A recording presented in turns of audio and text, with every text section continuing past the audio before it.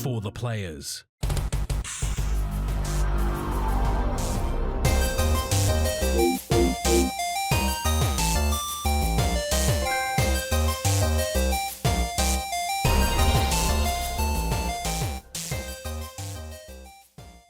I'm Ryan Betson. I'm Max Cooper. And this is For the Players, the pop culturist PlayStation podcast. It's bugger. Damn it. I'm Ryan Betson. I'm Max Cooper. And this is For the Players, the pop culturist PlayStation podcast. Over 40 years of playing PlayStation and 12 plus years in that game's meeting. But I'd like to thank you for joining us in this PlayStation conversation.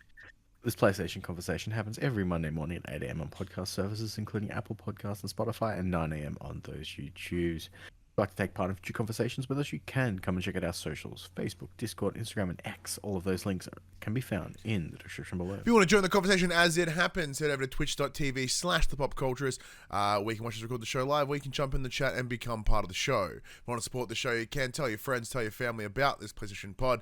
And if you're listening on podcast service, you could give us a 5-star rating and a written review. I think I already said that, what? And our YouTube, we like, subscribe, comment below. I endeavor to answer every single comment. And if you want to support us financially, you can at patreon.com/thepopculturist, as well as our merchandise store, popculturist.com/shop, where you can buy shirts and other sort of shit with our logos on it. Not a good start. Not a good start.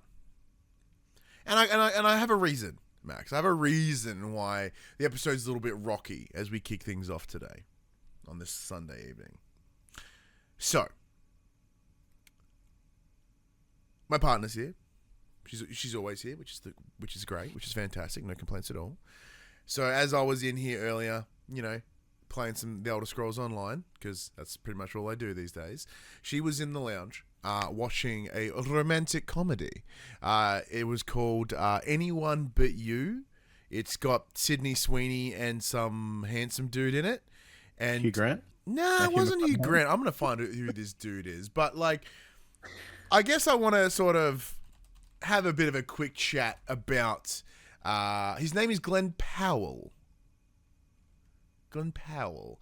I just thought it'd be fun to sort of kick things off a little bit bullshitting about Rom Coms. Because I started bitching about it before, and you're like, whoa, what's wrong with Rom Coms? So, before I jump in, Max, are you a pro Rom Com?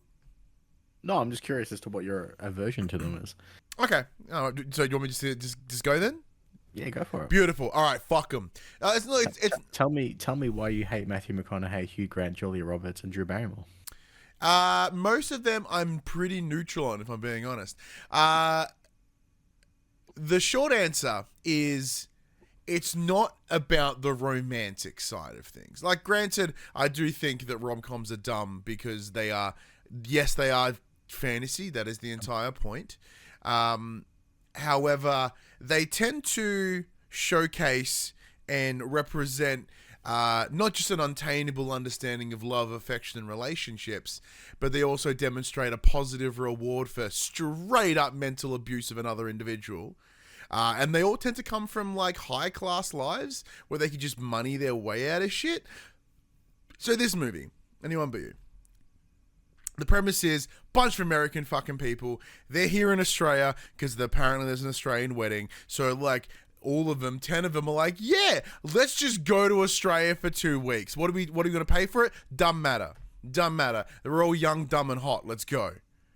So they go to Sydney. They bring their parents, and their parents are clearly money. And the whole idea is Glenn Powell and Sydney Sweeney are like, well, they used to date once and then something went wrong and then, whatever. I reckon, and everyone's like, I reckon we can make them smooch because then their fighting is insane. It's going to ruin the whole wedding. And then of course they're like, well, we know what they're trying to do, so let's play along. And of course they kind of fall in love with each other, as every rom-com ever does. And then there's the Act 2 turmoil. Everyone's like, oh, and then there's a big romantic gesture where he runs, whatever, to go and confess his love and how he made all the mistakes. Where she's like, I didn't do fucking shit. Now, mind you, she was being right cunty the entire movie. She is straight, as if not more emotionally manipulative than him. But she's like, nah, just smooch me, I guess, because I'm Sydney Sweeney, which I also don't understand as well. I don't get the appeal of Sydney Sweeney outside of she has eyes and boobs, which is not a bad thing though, because I'm very aware of my own biases, and my love of Kat Dennings is predominantly the boobs. So like I understand, I'm like, oh, I don't get it. I'm like, oh, okay, no, I totally get it because I'm also a piece of shit. But yeah, in short, the final sequence of this movie, right, is earlier in the movie, around about the end of the, the beginning of Act 2, where they're trying to find a way to rekindle. She falls off a boat. He jumps in to save her, even though he can't swim, which is nicely established earlier in the movie, or he can't swim well. They get stuck on a buoy in Sydney Harbour Quay. A helicopter takes them away. Right, beautiful. I just thought that was going to be a moment. I didn't realize that was going to play a role in the fucking end of the movie. So they're having this lovely, exorbitant wedding because money on this cliff face. And they're like, oh, how good's weddings? And, at this point, they've already had the Act 2 turmoil where they're fucking yelled at each other. I'm like, I hate you more. Yeah. We're going to get together, aren't we? So he essentially goes, call the harbour people, jumps off this cliff, lands in the water, and then gets the harbour police to come and save him, to take him to the Sydney Opera House, where Sydney Sweeney is just standing there looking all sadly with her big ginormous eyes and boobs, just at Sydney Harbour. And he gets picked up by the lifesavers and goes, oh, hey, can you take me to Sydney Harbour? So absolute exploitation and misuse of, very important services that I'm sure he's like, nah, I'll just pay my way out of it. Cause I'm, see the boobs down there? I'm going to go talk to her. And then he says all the problems that he ever did. And she's like, yeah, it checks out. And mind you, she has been horrible also. Absolutely. In the same way that 10 ways to lose a guy. Was it 10 things to lose a guy in 10 days. You're saying a lot of movies that I've never seen before. There's a movie with Kate Hudson and Matthew McConaughey, where the whole idea is both of them are essentially gaslighting each other for no fucking reason. It's the same thing. This is just horrible emotional manipulation. The movie, huh? Isn't that just Click? It is also Click. Yeah, the rampant just emotional torture. How to lose a guy in 10 days. I was getting the 10 part. I was getting 10 things I hate about you and how to lose a guy in 10 days mixed together. Sup, Craig? Like 50 First Dates? Yeah, add that one in there too. But yeah, how to lose a guy in 10 days where they just gaslight each other for 90 minutes and apparently that's romantic. That's fucking disgusting. And some of the behavior in this movie was also fucking disgusting. But, so Max, how does that align with your stance on romantic comedies? They're fine. At any point, if these two people just sat down and spoke to each other properly, rather than hiding behind veils of if anything, I think I may have just proved that I'm further more autistic. Because I'm like, why are people not just saying what they're thinking? Why is everyone hiding it? Right. Rom coms are dumb. Rom coms are fine. You have to realize it's a fucking movie. I know it's a movie, but I mean, the representation of, they're clearly trying to ground it and make these people connecting. There's nothing about them that is relatable apart from he's super hot, she's super hot, and none of us are, so ideal, whatever. It's dumb. Just what happens in Australia stays in Australia. That's not how it works at all. We live here. We have consequence for action all the time. And we stay here. Yeah, it's true. And everything we do does stay here because we never leave. But look, don't get me, it's weird because it's not that I have a problem with the genre, because there are really good rom-coms, and even this one had moments in it where I'm like, okay, all right, I can see where this. I like where this is going. What would you classify as a good rom-com? That's a good point actually. All right, let me pull up some rom-com lists. All right, name Ryan's like Shallow Hal. No, that movie is also disgusting. Let's go best romantic comedies. Let's go. Miss Congeniality. Okay, the 42 best rom-coms. Let's see. Fire Island, haven't seen it. Why are all these movies? My Big Fat Greek Wedding? Yeah, that's pretty good. I did quite enjoy that one. I'm going to go straight to number 1, because fuck this giant-ass list. Apparently the best rom-com is When Harry Met Sally. I haven't seen that. I think I haven't seen that in 1,000 years, so I can't recall it. You've got mail. Not really, because the whole idea is that I'm pretty sure, like, I'm thinking of Sleepless in Seattle. I don't know, where like Tom Hanks's character is essentially like trying to shut down her fucking, shut down her bookstore. It's a whole fucking thing. Clueless, maybe. Bridget Jones's Diary, yeah. I'd give Bridget Jones's Diary a pop. Phantom Thread, haven't seen it. 10 Things I Hate About You. Yeah. Ryan's like Friends with Bennies. Yeah. Groundhog Day. Is Groundhog Day considered a romantic comedy? Notting Hill. Princess Bride. No, mostly is a kind of bum. My Best Friend's Wedding. That's also kind of poo. Like not like the whole running away with the guy to get married. Not very good. The Nutty Professor. Is that a romantic comedy? The 40-Year-Old Virgin apparently is a romantic comedy. Okay. I think they're playing a little bit fast and loose with the They term. absolutely are. Like How Stella Got a Groove. Oh, The Big Sick. Okay, apparently The Big Sick's really good. I've not seen it, but it is based on Kumail Nanjiani's like legitimate like story with him and his wife. That's pretty cool. Annie Hall, absolutely not, because Woody Allen is disgusting. Yeah, okay. This list is a bit poo. How to Lose a Guy in 10 Days. No. 17 again. Ugh. Look, I understand as a dude, like, it's a genre not for me, and that's okay, and I understand that. But, like, I don't know. I overly critique a bunch of movies and a bunch of things all the time. Have you watched any dumb movies this week, Max? I haven't watched any dumb movies, but I binge watched season 3 of The Bear on Disney Plus in a day. See, this is another thing. I'm like, oh, the new thing dropped, and I'm like, okay, I'll just dabble, and then all of a sudden, it's like, to be continued. I'm like, fuck, did I watch the whole season? Nice. So, so the bear is like the chef, yeah? Yeah. It's the guy that was in the Von Erichs movie, and he was awesome. And apparently he's like super handsome, even though he looks like a human rodent. He plays Lip in Shameless. I think he's better known in Shameless than he is in I'm sorry, Iron Claw was a movie that some people saw. Yeah, sure. But no, it's good. So obviously, we're 3 seasons in now. And it's the story of how he takes over his deceased brother's beef sandwich stall. Oh, okay. So he's essentially like a fucking Michelin star chef, and he just goes and works in this fucking dingy sandwich shop in the middle of wherever it's set. New York, I assume, or something like that, right?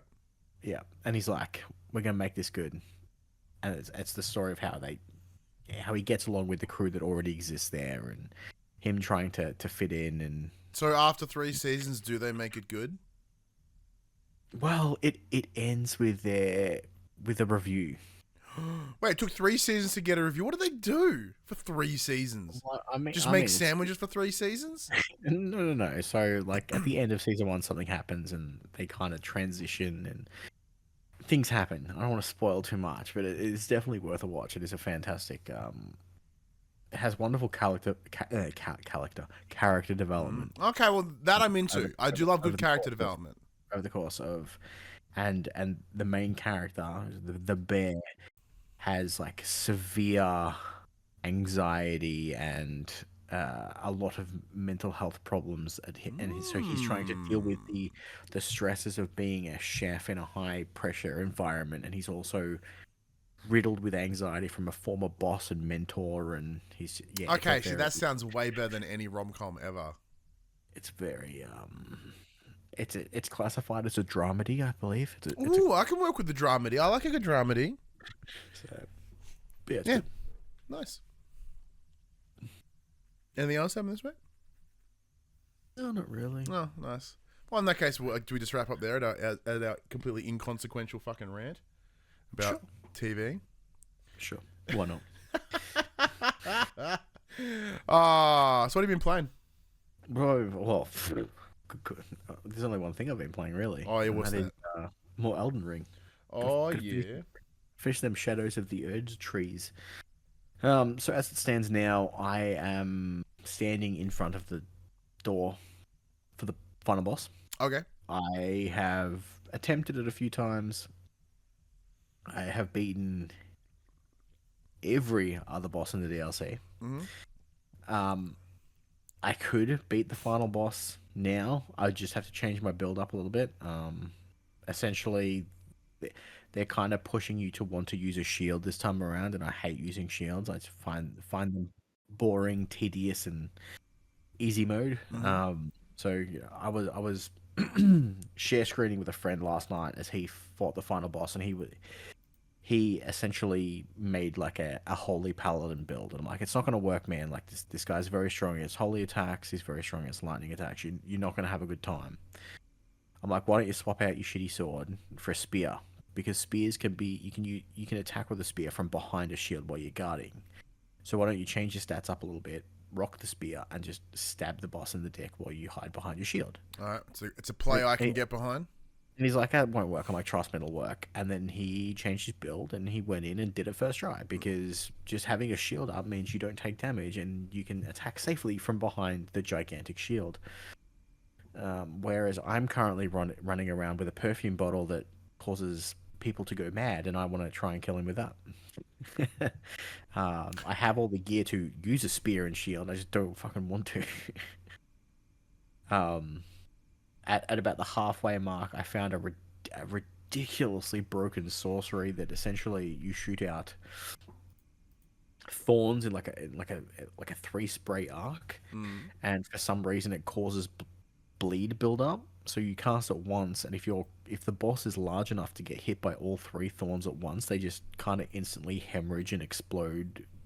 Their health bar just chunks. Okay. So I use that for a lot of my playthrough. But this last boss is a bit of a piece of shit. He's big, but he's stupidly fast, and there's no real like nice openings to get off a lengthy cast on a spell. So I'm like, just do I bitch out and just use the spear and shield, get it done, and be done with it?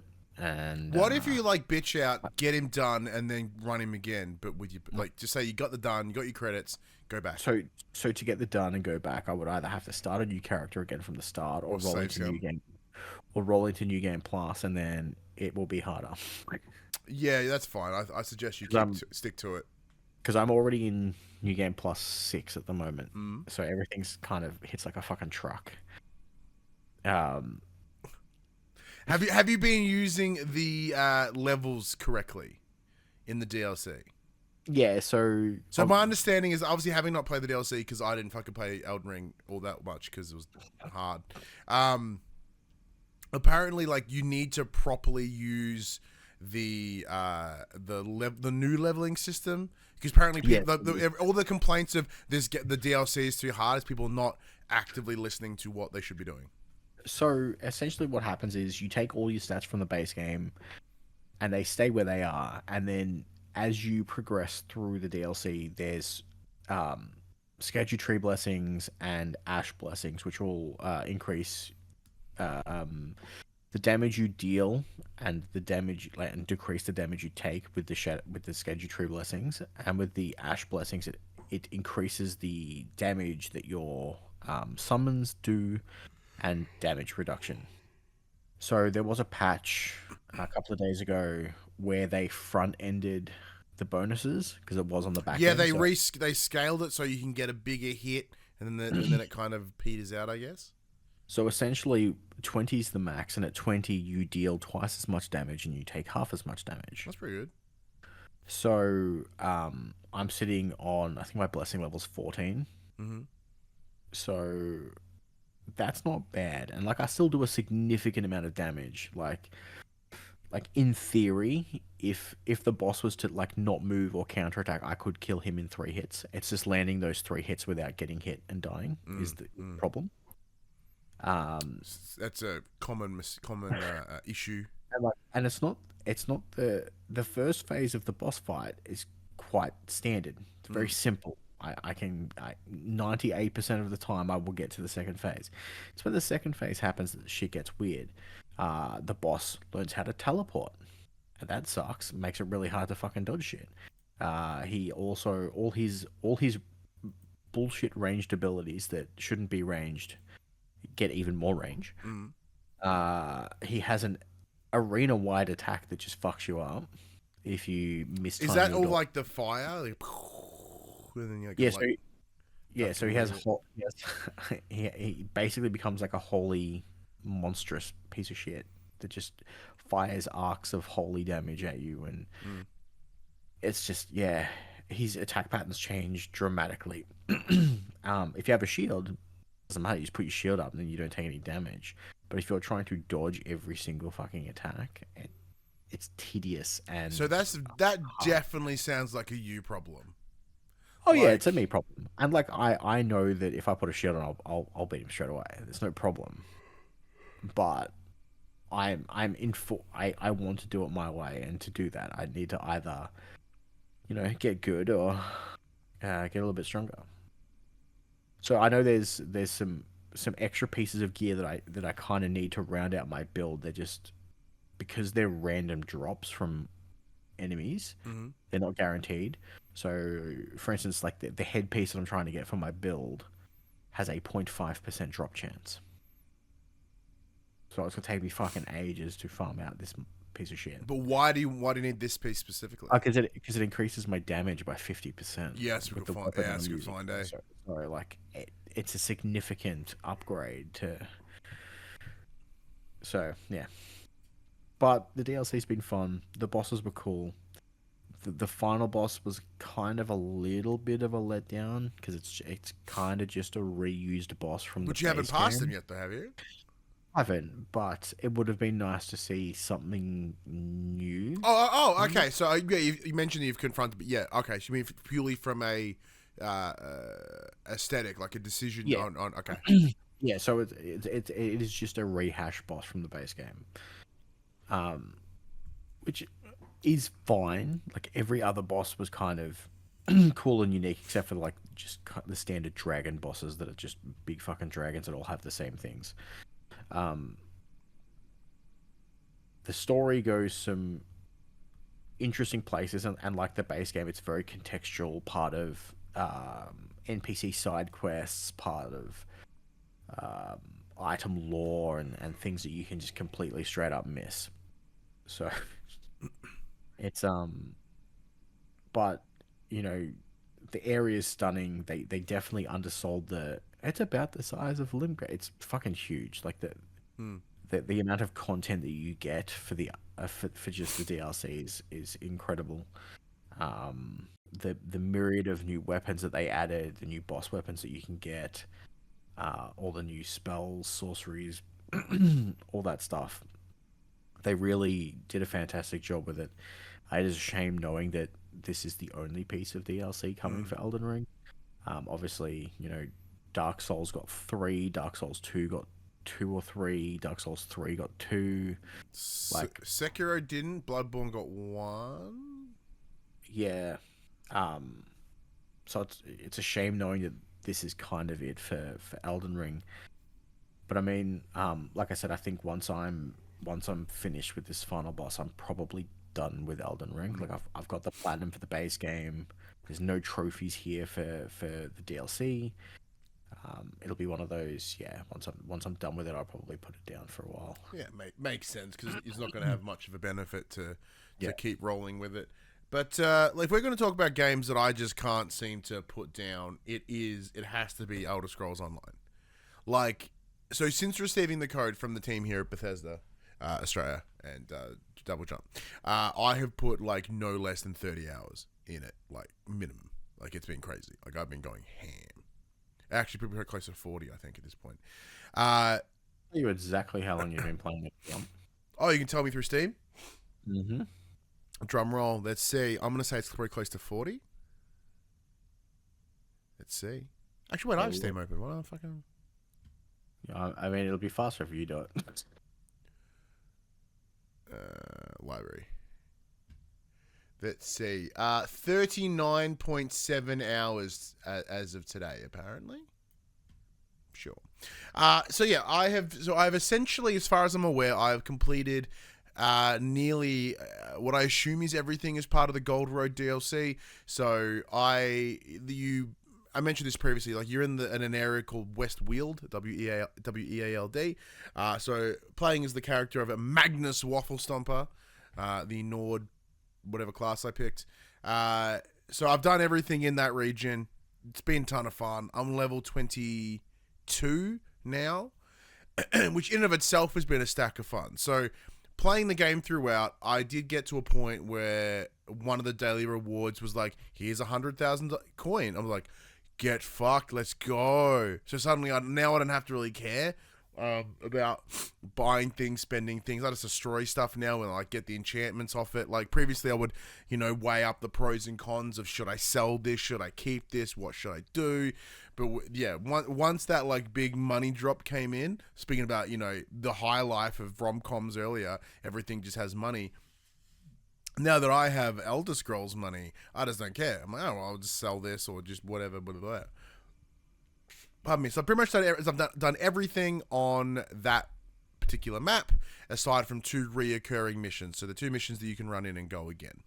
Mostly because my brain doesn't want to let me finish it. I can't go to another area until I finish it. Because what if there's something here that's important? That's why MMOs are bad for me. But I did jump into the Dark Brotherhood DLC as well, because there's a little area called the Gold Coast, not the Australian Gold Coast. We go in, and it's like, kill people. I'm like, okay, stab. Yay! Pay a bounty. Go away. Another thing that's really fun, at a certain level, you get a house, which is cool. And then, I'm like, I have a house, but I can't, there's nothing I own that goes in it.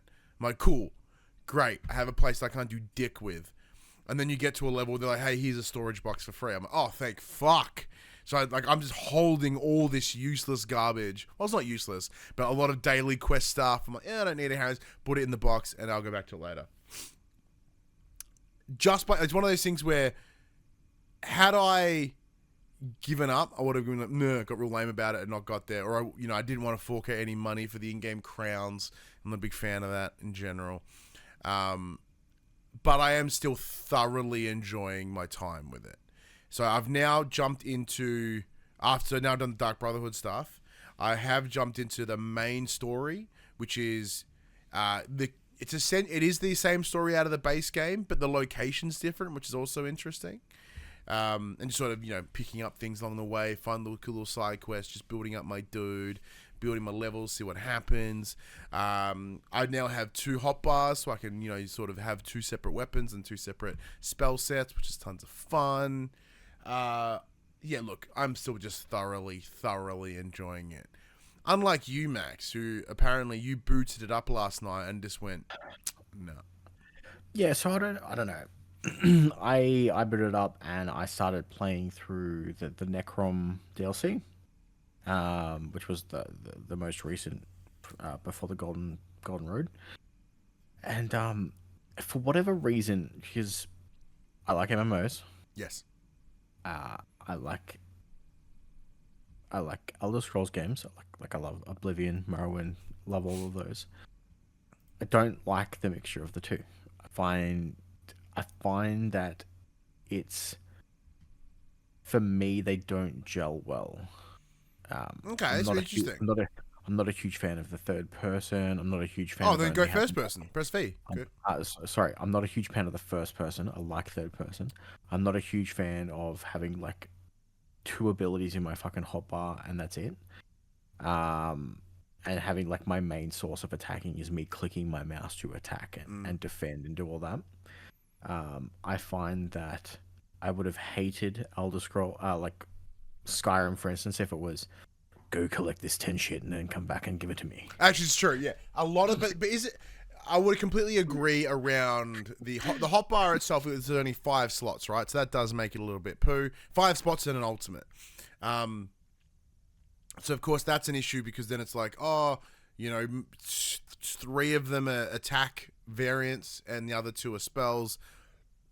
So I totally get that because like finding that balance between like attack and heal options and it's very, very limited. But isn't the nature of MMOs like that exact mission structure? But I don't know. I tend to not have a problem with them in other MMOs. Mm. So I tend to find that I like this I I love like Guild Wars, World of Warcraft, Final Fantasy Online. Those kinds of setups do it for me, and it's kind of that like that action combat of like you hit your skill combos into another skill in your hotbar, and you kind of you have like 30 skills in your hotbar, and you have skill rotations, and you have stuff like that. As opposed Are these to things that appear in the early game for these other MMOs you're discussing? I mean, they tend to not kick off till like level 15-ish by the time you get like comboed abilities, but they do start pretty early. Okay. Depending on the class I was system. going to say, is it a circumstance of you haven't got to that point yet? Well, no, because I've got a level 50 odd character on okay. another server. I've just started again to play through Necrom. I wanted to try out the new class, the new race. So in that case, if you got a level 50 character already, what is different between this time and that time? Or is it simply because you have now played alternate MMOs and you've experienced something different? Well, I played all those MMOs before Elder Scrolls Online, and I think the only reason why my other character is so high level was because I was playing PvP only at the time. Okay. And that levels you up like a motherfucker. Okay. Yeah, I don't know what it is. For whatever reason, it's just not gelling with me. I understand that. I completely do. So, like, I have played a little bit with other people that I've discussed in the last 2 weeks, but it's predominantly by myself. I've run a couple of those solo dungeons, or the delves, I think they're called in the immediate world. And most of them I'm able to tackle by myself. There's been a couple that like have a big gnarly dude in the middle, and I've just been very lucky in the times that I've gone in there is someone else that's kind of helping me. But yeah, I've done it pretty much my solo, so I've never even seen any of this PvP stuff because I didn't go into the battle mages or the battlegrounds, whatever the hell it's called. Yeah, I do wonder if I had more MMO experience outside of this and DC, because this and DC Universe Online are very similar in a lot of ways, because they are that more action driven, where there's a lot of press to attack, press, and then block, and then use a spell or whatever, right? So there is a lot of just pounding your mouse hot to get there. So I can understand why, if that doesn't jump at you, probably going to turn you off pretty quick. So I get that.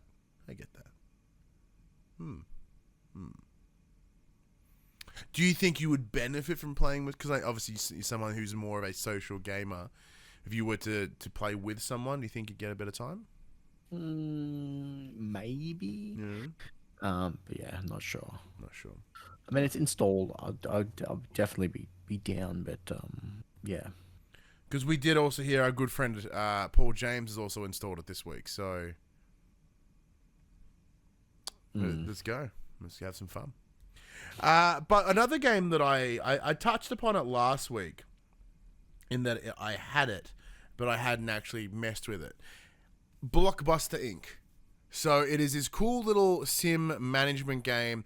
It rocked up in my email from one of the sort of various PR people, and the subject line was movie studio simulator, and I was like, oh shit, let's go.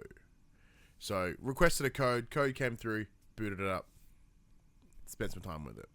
First of all, it is a simulator in more of the computer traditional sense, in that there's menus on menus on menus. It's like, booking, like you have a 24-hour window, you need to book what time is considered work, what time is eat. Like, it's not you're controlling just you. I think there was an old sort of game like this back in the day. I think it was called like Into the Movies or something. So it's clearly very in that tycoon space, with a couple extras. So when I boot up, it did give me immediate like 2 Point Hospital sort of feels, right? As a more recent example, it is noticeably more complicated than that, but I dig it. The things that differentiate it, aside from other, more of these management games, is that when you shoot the movie, you pick the genre, you get the writer, the producer, whatever, and then you build the set, but you get to actually choose how the scene is shot. As in, you can go in there and go, all right, well, I'm going to break it. Each movie's like, 4 scenes? It's like 4 3-second scenes. It's not very exciting in that sense. You can't make a full-blown movie. But you can choose how to block it, what angle to take, what camera movement, what the lighting and the practical effects. And you could tell a second in 3 small shots, right? That is the part that I think is probably the most interesting and unique for me, and that's the one thing that makes me go, oh, well, this is this point of difference. Because it's easy for me to build a bunch of buildings, very similar to my love of, say, Prison Architect, where I'm like, oh, cool, I'll build a prison, and blah, blah, blah, blah, blah, blah, blah, and build it, blah, blah. Where this is the extra level on this is you build all the things, you make sure you've got everything you need for all your staff to be super happy, for everything to work as a functional business, and then you've got to make a movie. That part is the little point of interest for me. It looks fine. It runs fine. I think the only way this game would fall short is if, like me, you didn't kind of pay full attention during the tutorial area. So when you start playing your own one, suddenly you're in negative money and you have no idea how, because you're just a little bit more ballsy on your spending than you should have been. Because in order to make a movie, you need a writer, producer, director, actor, maintenance, all these things that just add up immediately. And then you're hiring all these people, and it's and you have no money, and everyone's too poor and tired to work. So that sucks. But yes, so it's definitely more in the management style of things rather than the simulation style of things. Because I was expecting, a little bit different. But even though I did see the trailer and stuff they sent through, I was like, oh, cool. But yeah, I think I did expect a bit more of a 2-point hospital sort of feel. How does it score you? So it's scored on a mix of the shot, the scene, the performance, and it's all done by an external review. Think most of your Tycoon games or whatever. Yeah. And what thing I really like is that, yes, it takes time, it will cost you more money, but you can do reshoots. Because, what's a movie? If you've seen any Marvel movie ever, there's more reshoots than the actual fucking movie. So you can run it, and then the game will go, oh, well, that's only a 32. And you go, oh, hang on. Well, how can I tweak it? And you do, and then you tweak it, reshoot it, and you'll get a higher score. Now, It's not indicative of the final result, but the final result will probably be within that space. So it gives you an idea of where you're at. And that part I really, really like. Just sort of all right, well, can I retweak it a little bit? Rather than spending a stack of coin, throwing it into the wild, and the game goes, nah, and you go, oh, okay, cool, let's rebuild it and go again.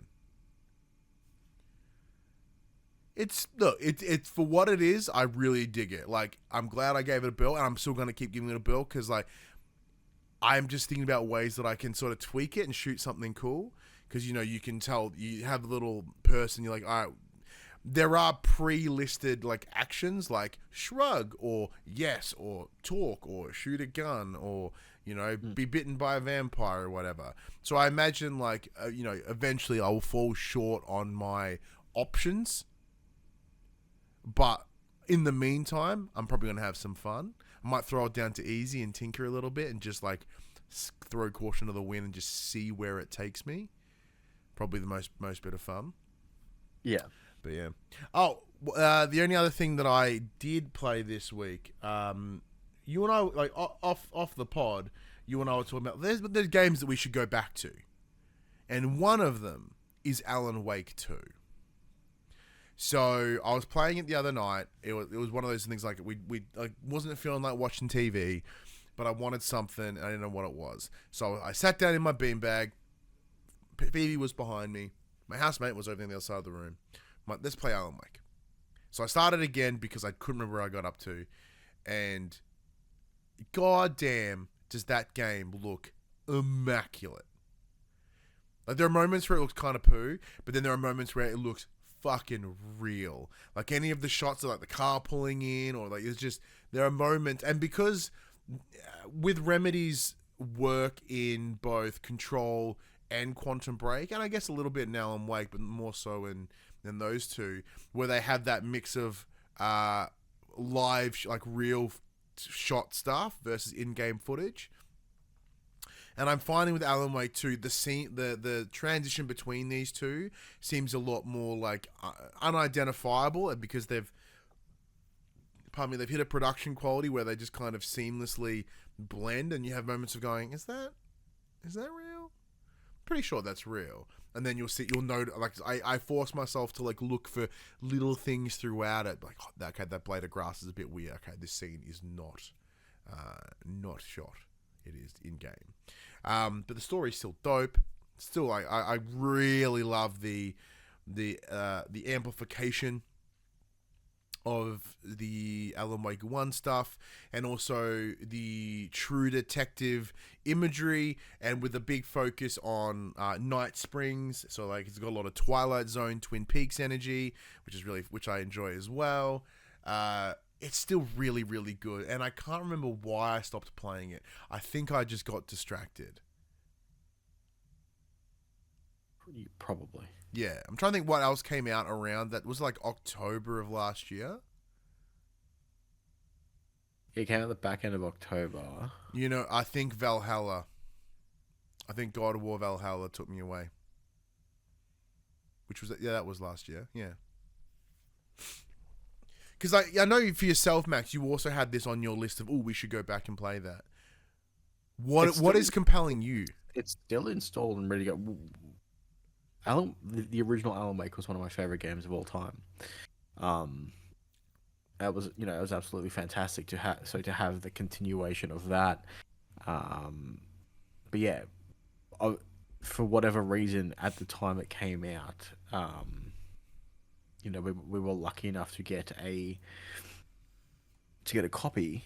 But I think it came out around the time as 27th of October. It came out at the same time as like Marvel's. I'm pretty sure it came out like when Spider-Man 2 came out. Oh, actually, let's have a look. Spider-Man 2. Spider-Man 2 came out the week prior. Okay, so yeah, the answer is I didn't play much Alan Wake because my son and I would played an ungodly amount of Spider-Man 2. There's the answer.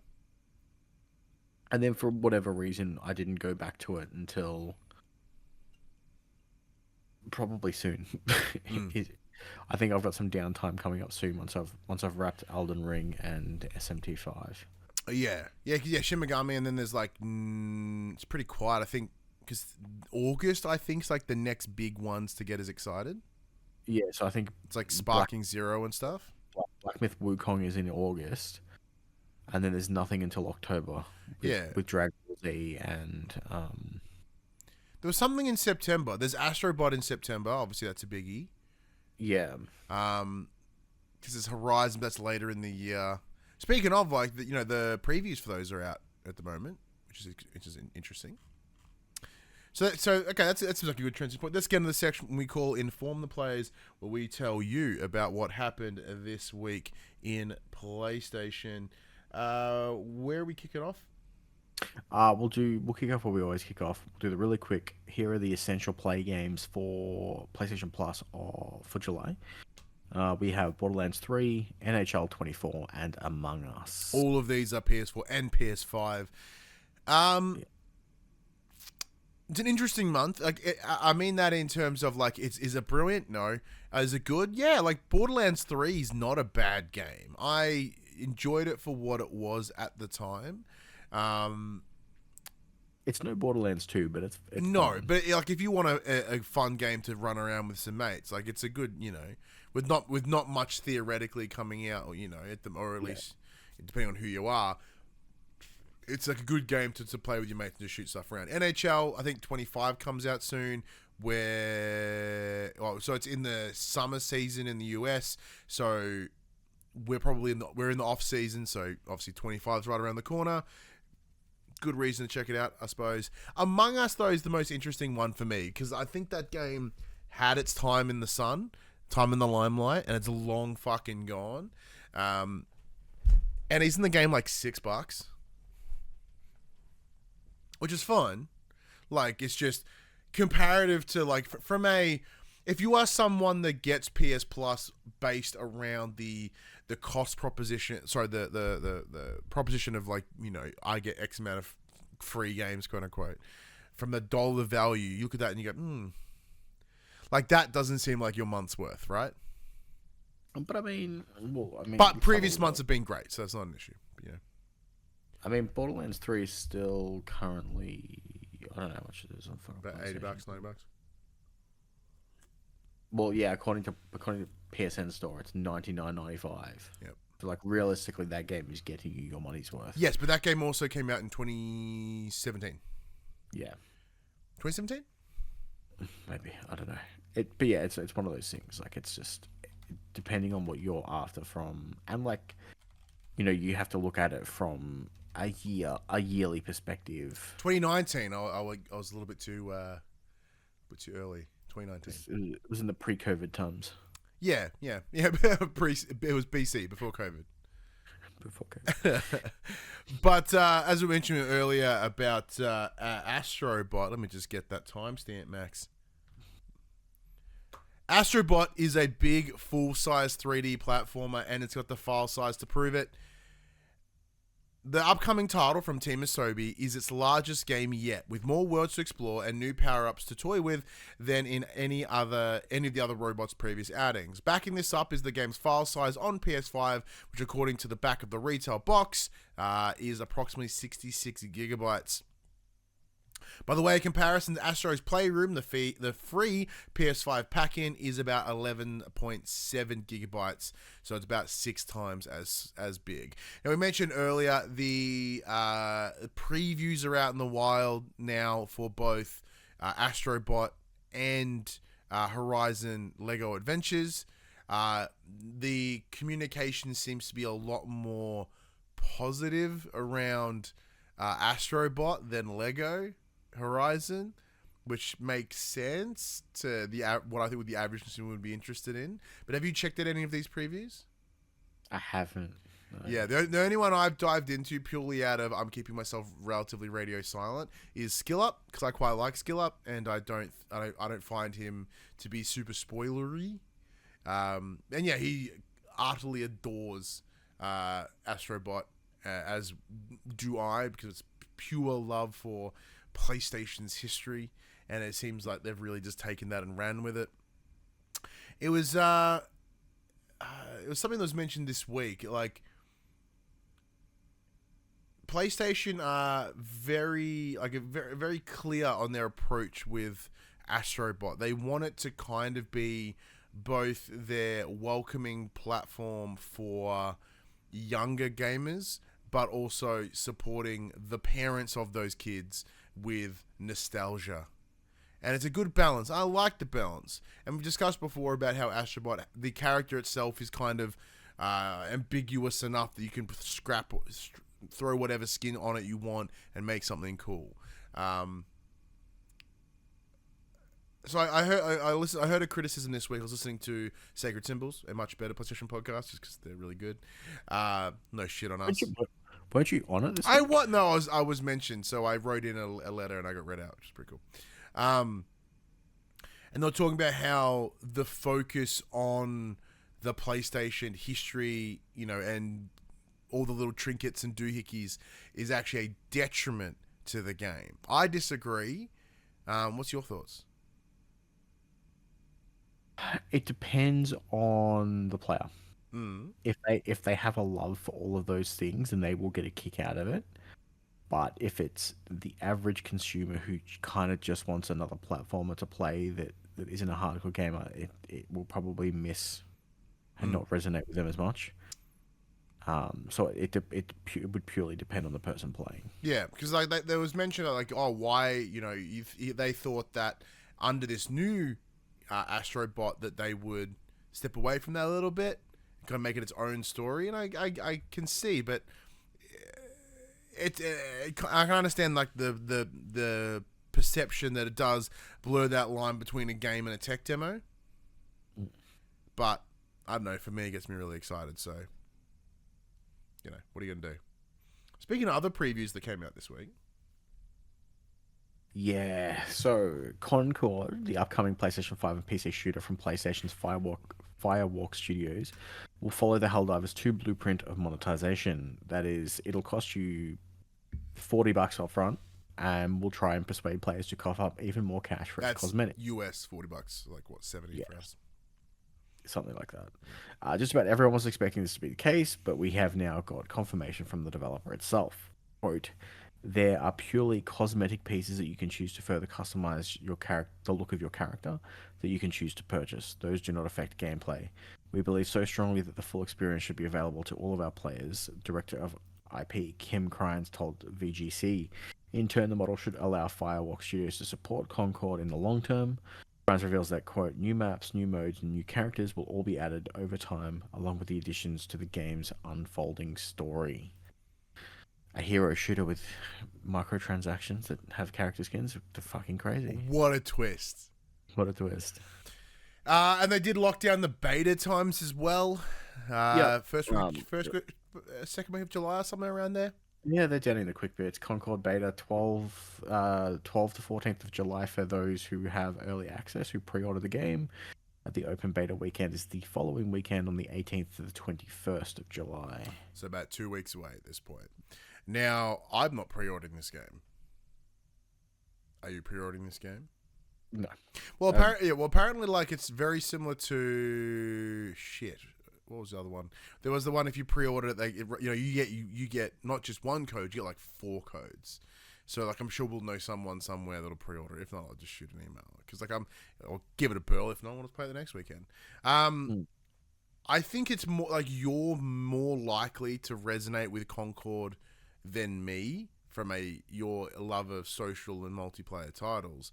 But were you ever an Overwatch player? Yeah, my group and I played Overwatch a fair bit, actually. We all fell off in the latter half of Overwatch. We used to like playing the 3v3 arena modes. Mm-hmm. And when they kind of shied away from that, we're like, we're done then. Because there was only 3 of us playing teams of 5.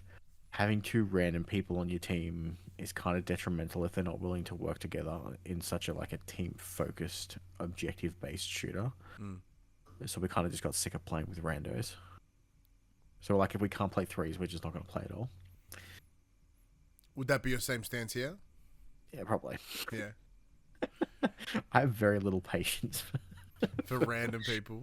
For random people. Like, well, I don't have patience for people, period. Like, why do you think I 2-man all my Destiny content that revolves around a 3-player game? And I don't like having to deal with like fucking random people. Why, if every multiplayer game that's actively interests me, I spend more time playing by myself?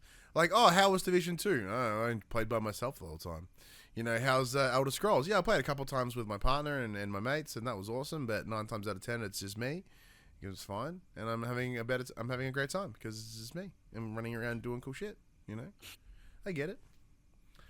One of the things that was discussed around this week, I'm sure, did we talk about it last week? I don't know.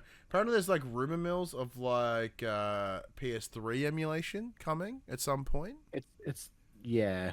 We didn't talk about it last week, but there's some stuff here now. Yeah, because the reason I mentioned that is it's interesting because the PS3, with its very fucking just punch microphones everywhere, with its purpose-built hardware, it's been allegedly an absolute challenge to emulate it at a reasonable standard. Even most PC emulators are having a problem.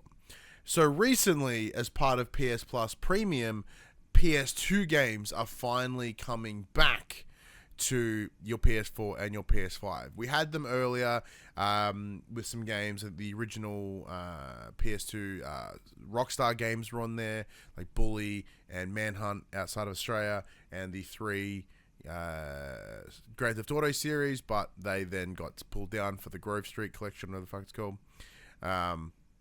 The remaster ones. Grove Street Games, that's the one, but the remaster ones.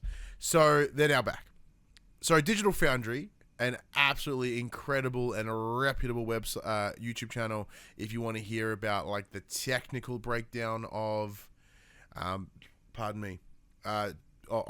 games, check them out. They're brilliant.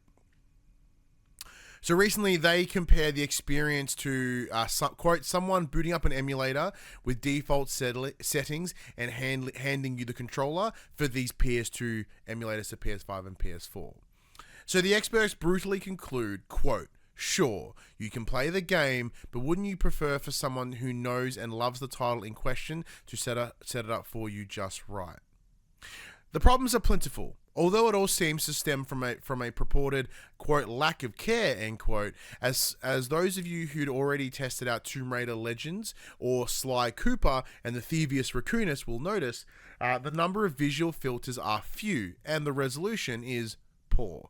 Digital Foundry notes that, quote, while reports of unchanged resolutions versus the PS2 originals are unfounded, it is an easy mistake to make because the output is scaled in such a way that it looks about as blurry as the original, end quote. They add, quote, it's baffling to see how slipshod the scaling is here on the PS5 hardware, end quote. There are positives, however. While performance in Sly Cooper's case isn't advanced beyond the standard 30 frames per second of the original release, it is much more consistent overall. The ability to toggle between PAL and NTSC builds, as well as the addition of save slots and rewind, also adds value beyond Sony's previous PS2 emulation efforts. And apparently, if you play the PS4 version of Sly, the game runs at 10% faster for no real reason. I mean, that's the case with Elden Ring. If you play the PS4 version, it is a solid 60 frames per second. PS5 version is not. It's so insane. Like, for a game like that, which requires good frames. Ugh. Now, granted, I've not dove into any of the PS2 classics, mostly because at the moment the games aren't really interesting me. I didn't grow up with Sly, so I didn't care. Tomb Raider Legend, sure. Star Wars Clone Wars, alright, I have it on my shelf over there, but I'm not rushing to play it again. Like, I'm curious to see where it goes, where it comes a bit later. But it is disappointing to hear that they're not getting, presumably, the love that they should. It's one of those things of, like, how much R&D do they put into it to warrant the amount of people who are probably grabbing these titles. Especially these non-rock the boat. Like, Sly is obviously a big one. People love Sly. But they're going to need to really deliver. I really like him in that boxing movie. It was great as Rambo. But yeah, until they actually give you some really, like, important PS2 games, I guess, they're probably going to have middling response. It's back to the same problem we had about PSVR 2, right? Where they're not... What would be an important PS2 title for you? All right, let me have a look at my shelf. Tony Hawk's Pro Skater Underground 1 and 2. Let's see. The Bully game's already there. The Dragon Ball Z games, which they wouldn't put on because the new ones are coming. The Getaway would be fantastic, especially as it is, Sony London, PlayStation Studio. They could do that without too major issue. The no longer existing PlayStation Studio. Yeah, that part would be a bit poo. Max Payne is already available. Need for Speed Underground 2 would be bangers. However, I don't see them doing it simply because of the licensing around the music. Would be a whole kerfuffle. Same as the Tony Hawk's. What else on my shelf? True Crime Streets of LA, True Crime Streets of New York. Yeah, their games were pretty fun. I enjoyed them. That's all my shelf. I don't have a lot of PS2 games. What would you need? Well, so I never owned a PS2. I skipped that generation. Really? And all the games that I like on PS2 have all been remastered and have PS4 versions. Yeah, that's actually very true. So I just did a little bit of a search. I just put in best PS2 games. So let's have a look. Pardon me. Grand Theft Auto San Andreas remastered, and it's pretty bad. Resident Evil 4 got itself a remaster just recently. Silent Hill 2, there is the PS3 remaster, but yeah. Okami, that got re-released on PS4 a number of years ago. Burnout 3 Takedown, very unlikely. Grand Theft Auto Vice City, Yeah, Final Fantasy X got a PS4 port semi-recently. Ico, okay. Shadow of the Colossus, both that has a PS4 upscale. Metal Gear Solid 2 and 3.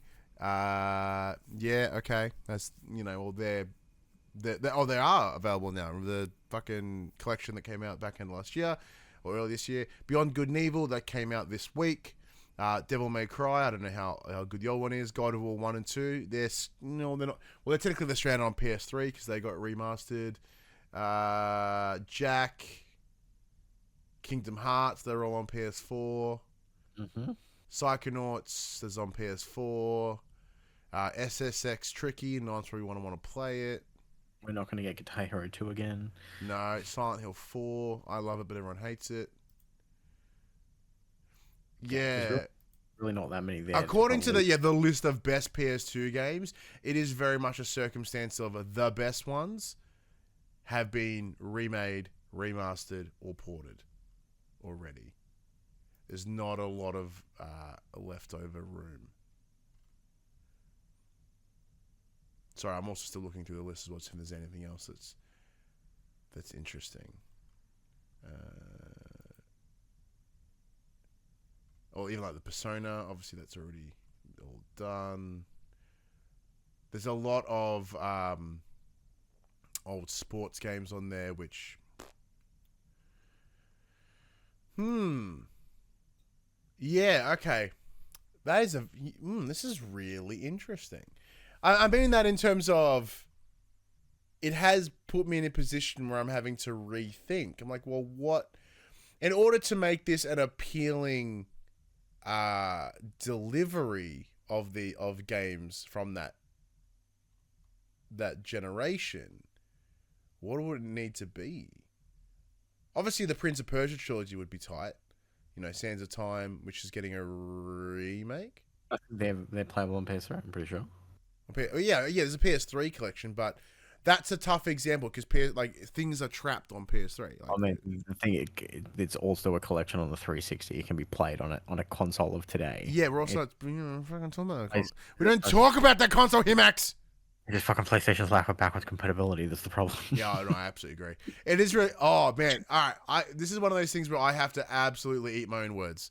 Like, I remember shitting on the backwards compatibility of Xbox back in the day. Dear God, was I fucking wrong. I was so wrong. Dear God, PlayStation suck bums when it comes to backwards compatibility. Now, we understand Jim Ryan didn't give a flying poo, but it is a bummer. It is an absolute bummer.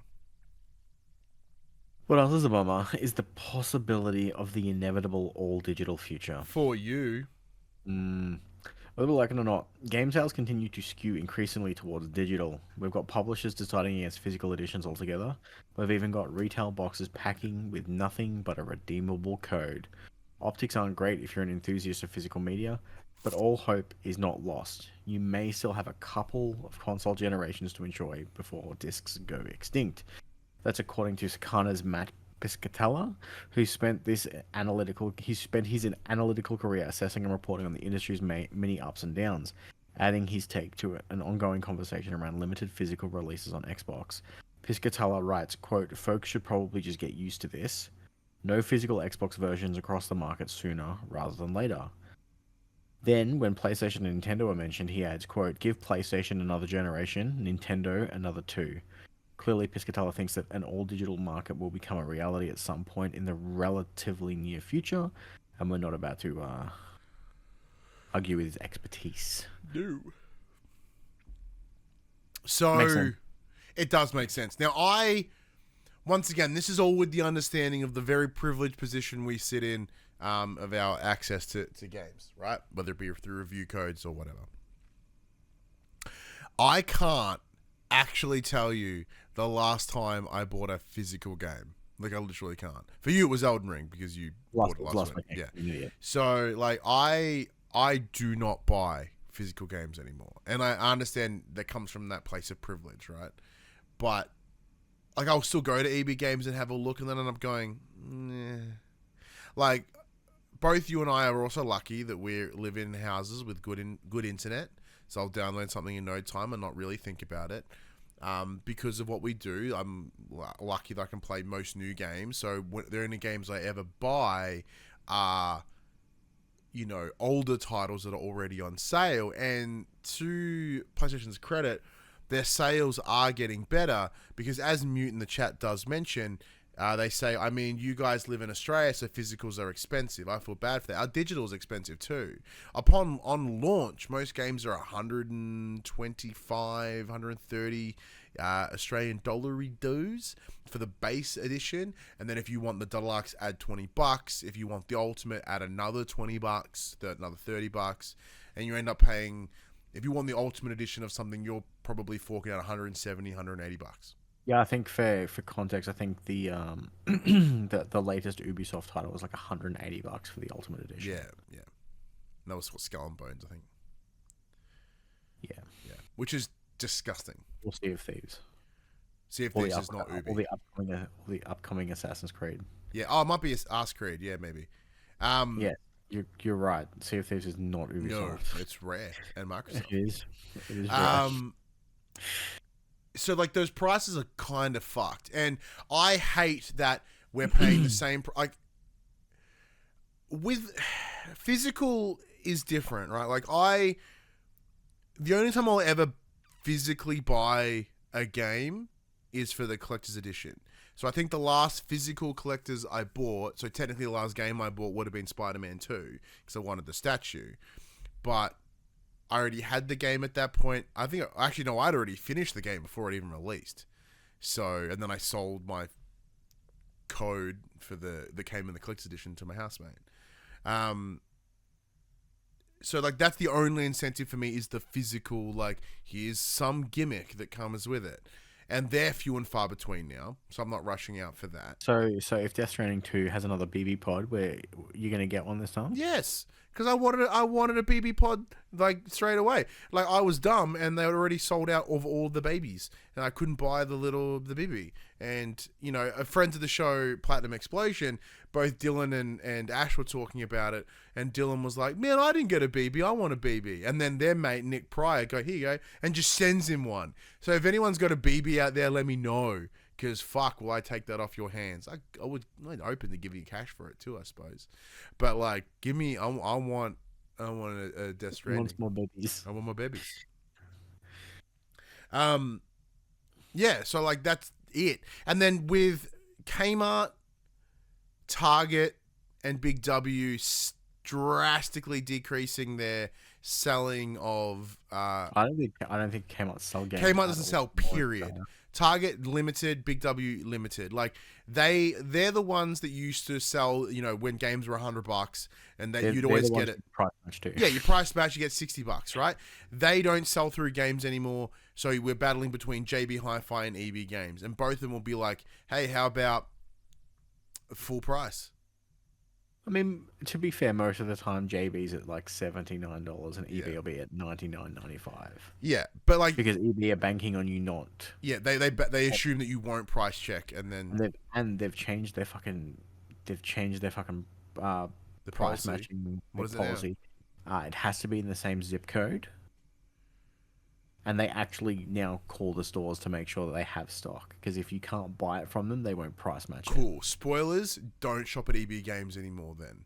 Because, like, that's the only reason that you would was that, oh, yeah, cool. But no, I mean, the biggest benefit of EB Games is they have a 7-day money-back guarantee. If you don't like the game after 6 days, you'll be like, I want my money back. But, like, see... And then they'll resell that copy as a brand new version. Exactly. And they're like, oh, I'll give you back some of it. And then they'll flip it as a used copy and take $10 off it and make all the money back.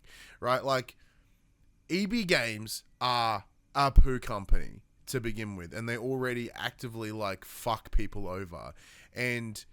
they are part of a dying breed of company. You notice, like, they don't even give a shit about selling games anymore because they're too busy selling you pops and other assorted garbage, because that's what the future is. Like, they're aware of what's happening. And with that reduced competition, I would say don't buy from them. But the closed-off marketplaces of the online stores have no price reduction at all. So it's, yeah. So, Max, obviously, as you mentioned, you know, you bought Elden Ring literally last week. You still buy more physical games than I do. For me, the digital future seems inevitable because I'm already in it. What about you? Well, see, the reason why I bought a disc console and the reason why I still buy games on occasion is either we're unfortunate and didn't have access to a review code, and I really wanted to play the game, so I would go out and buy a physical copy, because if I didn't like it, I like having that safety net of like, if I don't like this, I can get my $100 back. Because it's a steep price these days to go and do something like that. Like before Elden Ring, I think the previous title I bought was Dragon's Dogma 2. Yeah, it was And actually, yeah. I used that as a trade-in to get my copy of Elden Ring. Like, I think I paid $79 for Dragon's Dogma 2 when I bought it, and I got $59 worth of trading credit from it. So, like, I played it for 6 months, and it cost me $20 to play for that 6 months. Sure, fine. Not a bad deal. Look, yeah, absolutely not a bad deal. Like, for the consumer, the physical media is the better choice. But like, people have already given up on physical media in terms of movies, right? Disney doesn't even print discs here anymore. You cannot buy Disney movies on disc, period. Period. So like, it's weird how people are okay with that for like Netflix and all these other services, and it makes complete sense why you can't, like, physical games for Xbox, not happening, because they themselves have curated their audience to tell them to not buy games, period, and then also don't buy physical because everything's digital and or on Game Pass. So they're a step ahead in that sense, but I don't know, for me, as I said, I'm already there.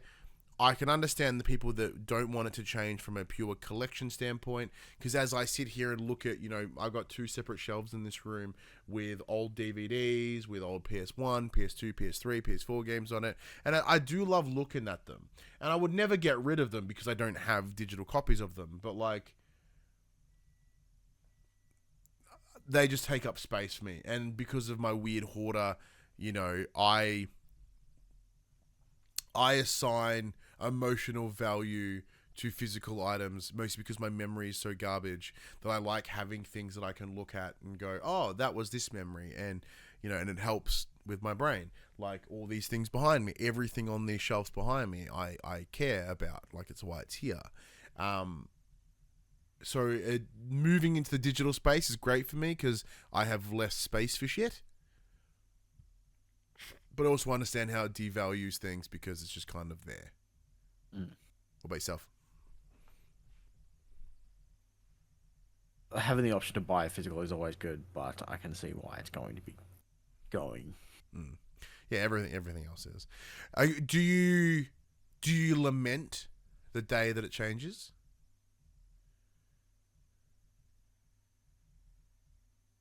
I mean, it depends, because there's been times where it happens infrequently, but there's times where it's like, oh, the internet's down, I can't fucking play any of my games, I can't ping the server to show that I own my digital copy. It's like, oh, I can't fucking watch Netflix, hope I've got some DVDs on hand to like, it's one of those things. But on the other side is, I have a lot of digitized movies on hard drives that I just plug into my TV and then I'm good to go. Like, it's one of those things where, having the ability to be able to back up your physical media is great. But having your physical media still be your backup in case everything goes to shit is like one of those things. But in the theory of like, things should be cheaper because they're not doing mass production of physical objects, like, that's not going to happen. No. Like, my digital games are still as expensive as my physical games, and they don't have to fucking print a disc. Because it's weird, because that, like, my stance... They don't even have to fucking print a code on a piece of paper for me, but I still have to pay full price. Absolutely. Like, that was... And I think originally because I remember years and years ago having the discussion of being like, well, why the fuck, would I buy shit digitally when it's the same price and I can get something tangible? It's interesting how time changes Look, I think a whole pandemic certainly played a role when I'm like, I can't go buy shit, so I might as well just, digital. And obviously the nature of what we do. But, yeah. My original thoughts on that were that, these marketplaces weren't willing to reduce the price just to not chew out the competition. But I think it more sits into a space where if they can make more money without doing shit, that's welcome to the that's the motto of the games industry: make more money by doing less. In the chat, Mute jumps in and goes, "Oh, you guys still have Kmart? They're extinct in the US." Really, I had no idea. That's cool. Well, the only problem with digital is the game leaving the storefront, like we can't buy it anymore. Yes, but most places will still have it on the back end. So unless it's something like PT, which is if you uninstall it, it's fucking gonskis, you can normally pull it if you have ownership. Blair, Royal Rooster jumps here. Hello. He says, I've brought the last 10 games or more digital. It's easier than going out to a store unless you save a shit ton on new releases. And because I think that's a bigger question, right? Like, I don't know how to word this. I do wonder. Actually, people here in the chat, I think you guys will be great examples. So, whether, as I mentioned, like I know I keep addressing it because it is. I think it's important for us to know our entitlement, right? To know our privilege in that we have access to fuckloads of games whenever we want. We just email someone and they're normally available, if they're they're kind, and most of them are. But if I didn't have this availability, I don't know how many games I would play in a year because I don't have the spare money. I literally don't have the spare money. Only playing Destiny. Yeah, and that does wonder, right? Like, so what? It's great for us to have this stance. Well, that's what I used to do. I would buy my game and finish it, and either return it or trade it in for the next one. And I would essentially be saving myself 50% off. But the other thing is, a lot of people like playing their games, depending on the person. A lot of people like playing their games straight away, and on a digital storefront, they're available at midnight. Not a lot of places do midnight launches anymore. No. I can't remember the last time like EB stayed open till midnight, because obviously a lot of EB game stores here in Australia are in shopping centres, so they have to pay the shopping centre to stay open until midnight. They have to pay security, they have to pay staff. Like, it's a very expensive event for them if they don't have the numbers. Yeah, because even big games like Call of Duty, which was always a standard for midnight releases, doesn't happen. Oh, I went to a lot of midnight releases for Call of Duties. But yeah, it's not something they do now. No. I think the last one I remember doing was, I think Dark Souls 2 had a midnight launch at the EB in Market Square in Geelong. That was the last one I did. I'm trying to remember. I remember doing one for the Wii U with my mate Kyle, and that was a dumb choice. GTA 5, I remember doing. I didn't do any Call of Duties because they always worked, so I just picked up the next day. Wow. Yeah, no, I don't remember. I know for a while they did like early openings that open at like 7 o'clock in the morning. Yeah, I did a couple of them. I did a couple of those, but now I don't think they even do that. And it's one of those things like, in this day, you can pre-order your game. In 90% of the cases, you can preload that title before launch. That way, the second it launches at midnight, you can be playing that game.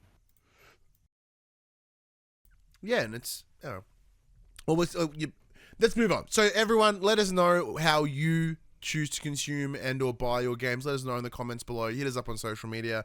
Our handles are in the description below. However, it's also on the screen at HagardMC, HAGGARDMC for me, and Max is at BPossessed101. What's next? QUICKBITS. Oh, QUICKBITS! Hang on, what's that timestamp? Yeah, hello timestamp. Boom. Conor McGregor is the latest elusive target for Hitman. That's kind of cool, because I know a lot of people that probably want to shoot him. As we mentioned earlier, the Concord beta is running from the 12th to the 14th of July for early access people, with the open weekend being the 18th to the 21st. Shadows of the Erdtree has reached 5 million sales in its first 3 days.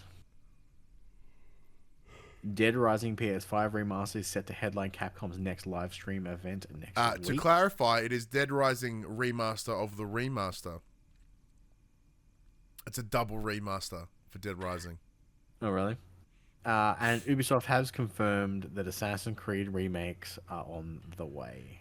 Okay, so therefore, from a remake perspective, it must be 1 or 2, or the Ezio collection. What's like the big rumor is Black Flag is getting redone. Why? It's available on fucking PS4. You can play it right now. I mean, so is the Ezio collection. Which Is was the Ezio collection on PS4? I thought the Ezio collection was Well, on because PS4. Mute here in the chat. Why Black Flag?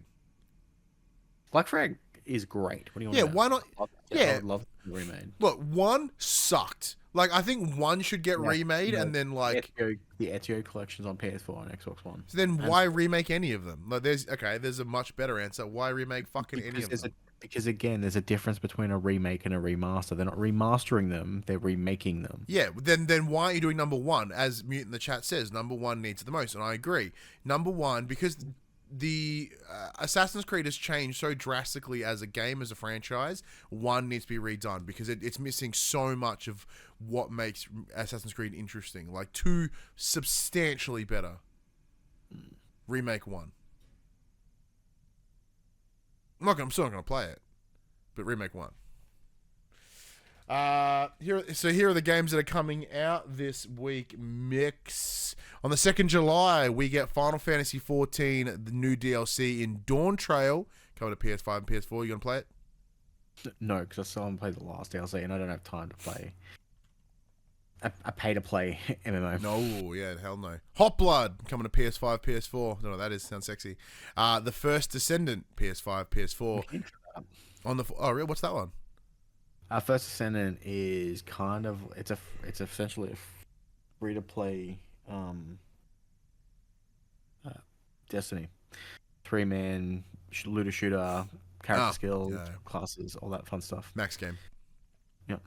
The 4th of July. Independence Day.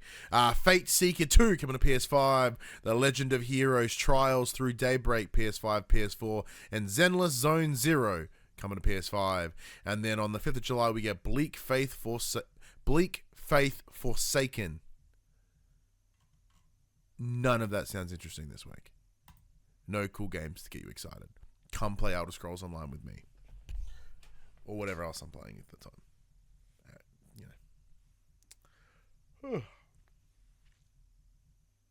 Yeah, it's pretty slow. It's pretty slow. First Descendant is free to play today. Oh, that's pretty good. Check it out. Hey, you're free to play. Go play First Descendants with Max then. But that does bring us to the end of the show. Big thank you to everyone for checking it out. As we say every week, or when I try to remember, time is the most precious thing we have in the world, the most finite thing we have, and yet you have chosen to spend it with us for some reason. So thank you so much for doing so. It's always fun. 352 or 3 episodes later. Crazy times. All right, Max, your turn. Everybody. Alrighty then, everybody. Weird. This PlayStation conversation happens every Monday morning at 8 a.m. on podcast services, including Apple Podcasts and Spotify, and 9 a.m.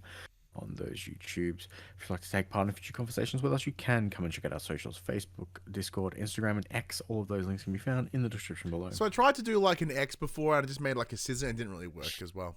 But if you want to join the conversation as it happens, head over to twitch.tv/thepopculturist. We can watch us record this show live. We can jump in the chat and become part of the show. If you want to support the show, you can. Tell your friends, tell your family about this PlayStation Pod.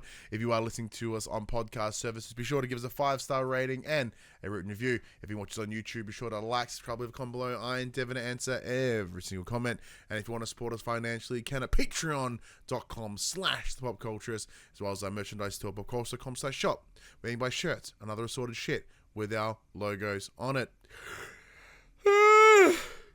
But until next week, I'm Ryan Betson. I'm Max Cooper. And that was for the players.